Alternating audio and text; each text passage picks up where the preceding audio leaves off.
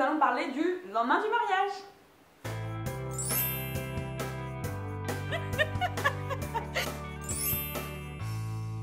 Hello les Wedding Girls, c'est Elodie de l'agence d'idées.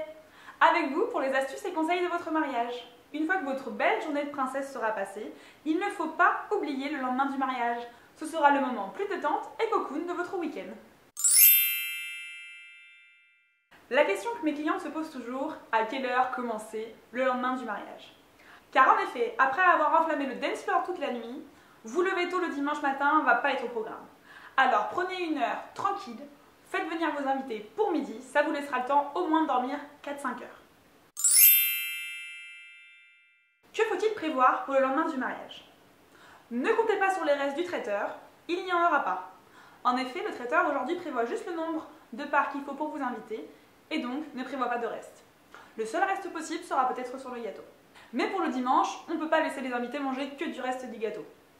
2 idées de l'agence. Première idée, très tendance en ce moment, le food truck.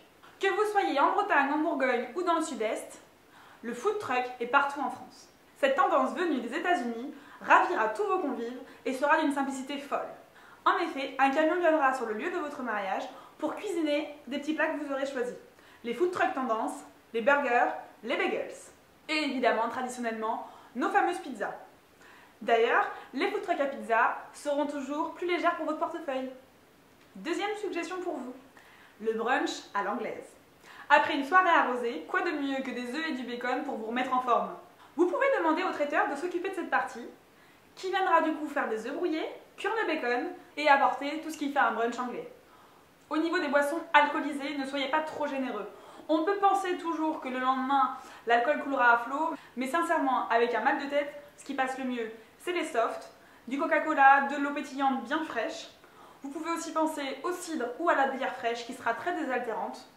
Et pour les aficionados, laissez juste 3-4 bouteilles de vin blanc et 2-3 bouteilles de vin rouge, cela suffira amplement.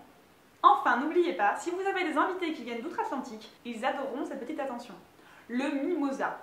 Qu'est-ce que le mimosa? Un mélange de champagne et jus d'orange qui plaît autant aux femmes qu'aux hommes. Très désaltérante, une boisson assez fun pour un lendemain de mariage. Dernier petit détail, je dis tout le temps à mes mariés de ne pas négliger le dimanche. En effet, le samedi, vous allez être magnifique dans votre robe de princesse, maquillée par un professionnel et avec une jolie coiffure. Mais n'oubliez pas que vos invités seront là aussi le dimanche. Pensez à une robe pétillante en couleur qui viendra ravir votre teint. Et évidemment, vous n'êtes pas obligé de remettre les talons pour ce dimanche. Pensez aux petites spartiates ou aux ballerines. J'espère que cette vidéo vous aura plu. N'hésitez pas à vous abonner à la chaîne pour n'en louper aucune et à mettre un petit like si vous avez aimé. On se retrouve vite pour une prochaine vidéo. À tout vite! C'est bon, j'ai filmé. Je peux te dire ça si tu veux. Hein. En même temps, faut pas que je sois dans le cadre. C'est pas compliqué, il y a chez nous en fait. Allez, go. On dirait Philippe Risoli. Bon, écoute, c'est bien. C'est ton inspiration. Car en effet, après une bonne soirée dansante, oh, ça fait vieux. Car en...